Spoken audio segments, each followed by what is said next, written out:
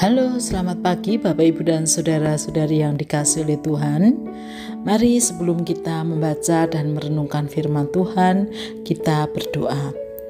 Tuhan Allah yang kami sembah dalam Yesus Kristus, tak henti-hentinya kami mengucap syukur, dan hari ini kami bersyukur masih diberikan kesempatan untuk menghirup udara yang segar dan menikmati hari baru.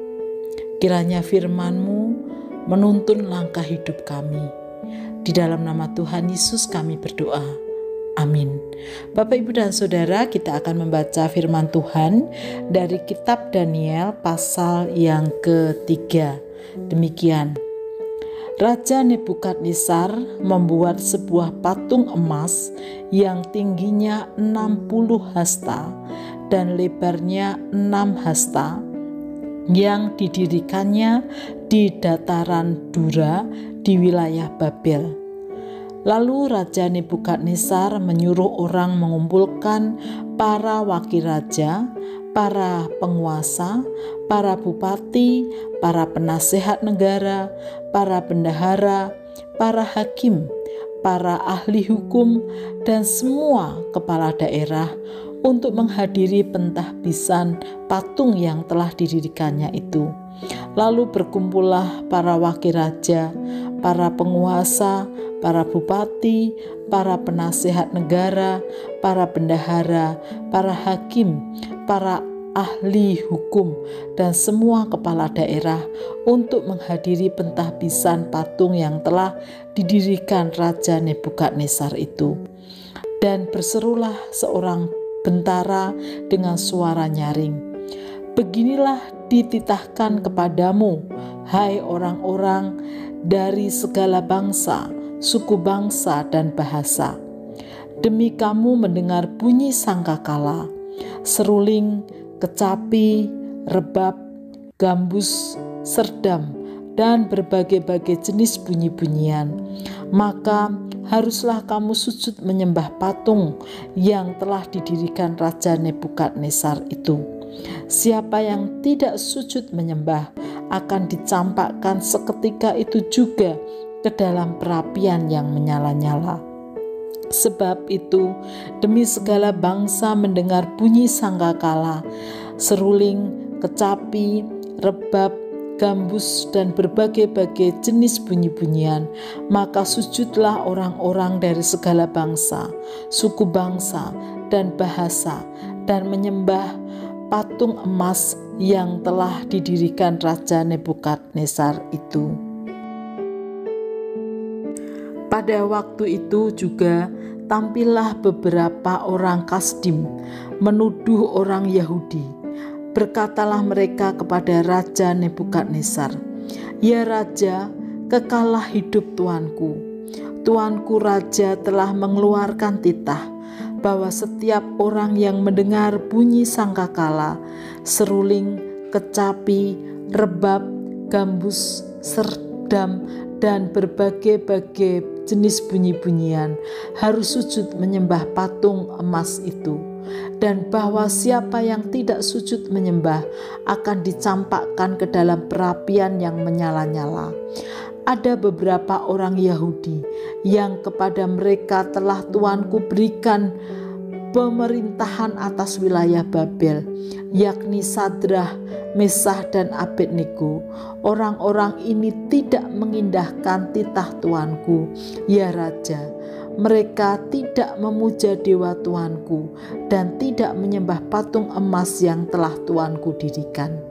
Sesudah itu Nebukadnezar memerintahkan dalam marahnya dan geramnya untuk membawa Sadrah, Mesah, dan Abednego menghadap. Setelah orang-orang itu dibawa menghadap raja, berkatalah Nebukadnezar kepada mereka, "Apakah benar, hai Sadrah, Mesah, dan Abednego, bahwa kamu tidak memuja dewaku dan tidak menyembah patung emas yang kudirikan itu? Sekarang jika kamu bersedia, demi kamu mendengar bunyi sangkakala, seruling, kecapi, rebab, gambus, serdam, dan berbagai-bagai jenis bunyi-bunyian, sujudlah menyembah patung yang kubuat itu. Tetapi jika kamu tidak menyembah, kamu akan dicampakkan seketika itu juga ke dalam perapian yang menyala-nyala.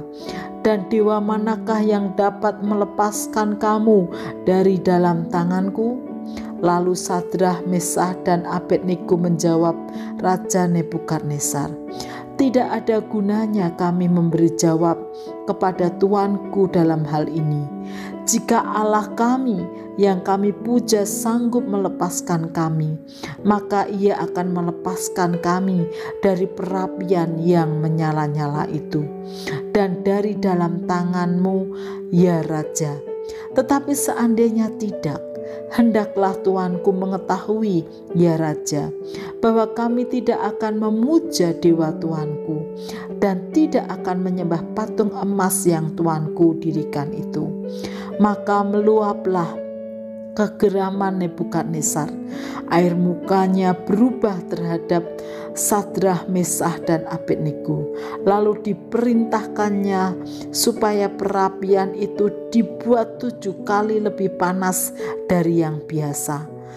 Kepada beberapa orang yang sangat kuat dari tentaranya dititahkannya untuk mengikat Sadrah, Mesah, dan Abednego dan mencampakkan mereka ke dalam perapian yang menyala-nyala itu.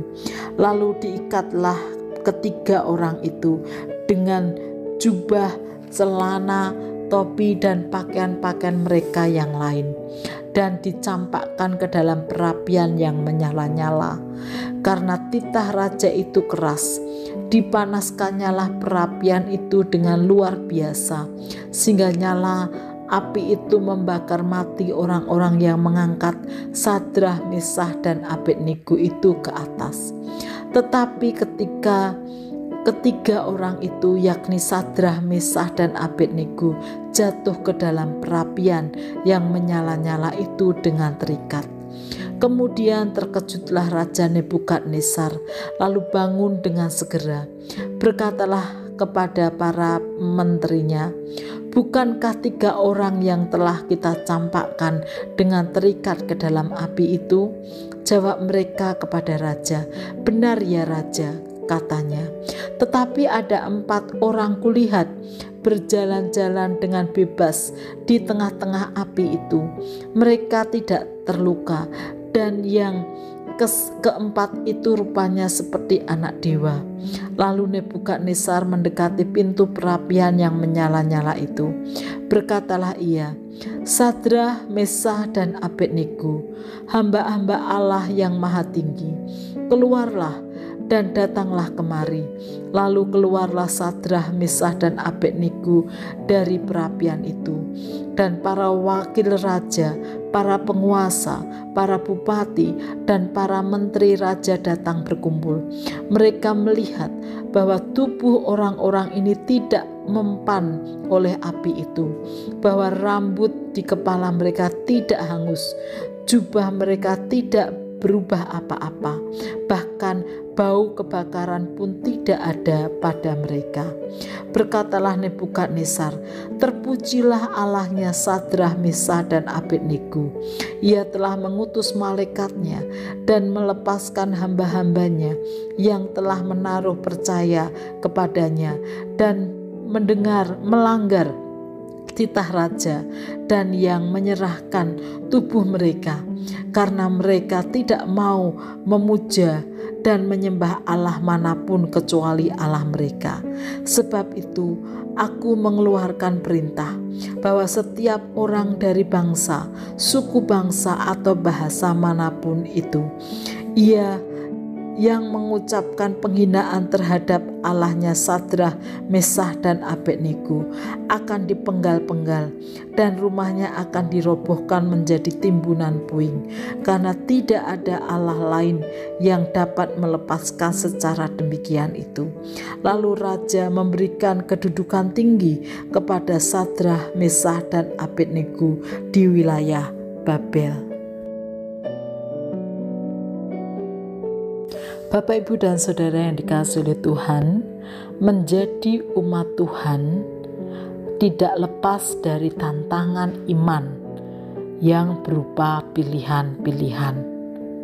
Namun dalam hal itulah justru menunjukkan bagaimanakah iman kita pada Tuhan atau seberapa dalam iman kita.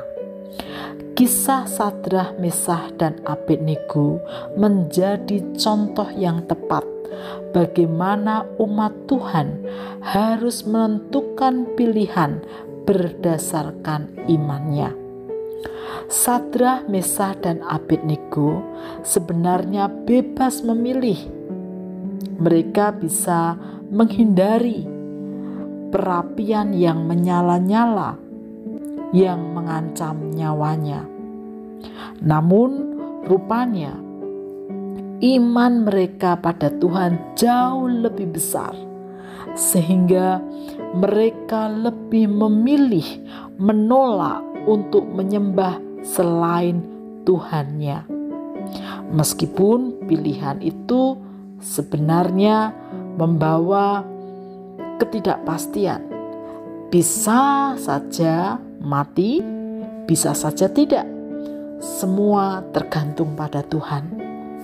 Menarik bahwa dalam pilihan tersebut mereka tetap menyerahkan konsekuensinya pada Tuhan. Bahkan mereka tidak menuntut Tuhan karena mereka sudah memilih untuk berkorban. Bapak, Ibu, dan Saudara dikasihi oleh Tuhan, tentu kita semua tahu endingnya bahwa mereka diselamatkan oleh Tuhan.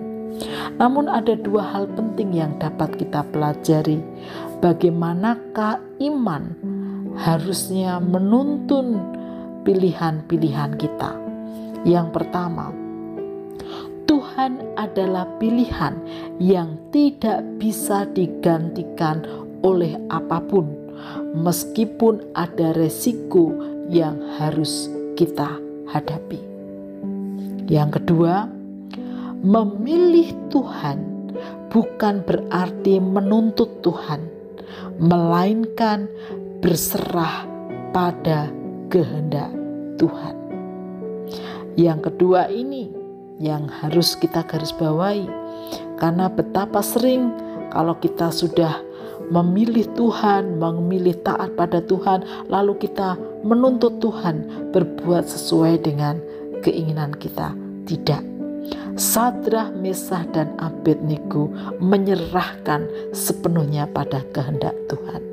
Mari kita juga belajar untuk mengerjakan itu.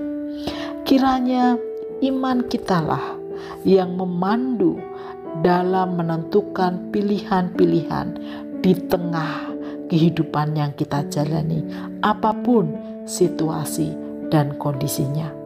Mari kita berdoa. Tuhan, kami memohon kepadamu, bimbinglah kami, bantulah kami, agar iman kami kepadamu itulah yang menuntun kami dalam memutuskan pilihan-pilihan di tengah kehidupan kami sehari-hari, agar kami tetap berjalan dengan setia mengiringmu sampai selama-lamanya. Di dalam nama Tuhan Yesus kami berdoa. Amin.